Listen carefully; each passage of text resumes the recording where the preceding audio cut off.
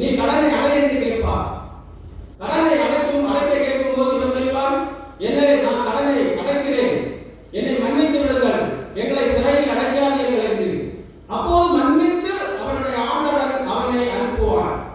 10,000 தாலந்து கடன்பட்டவன் அவனை மன்னித்து அனுப்பினதுக்கு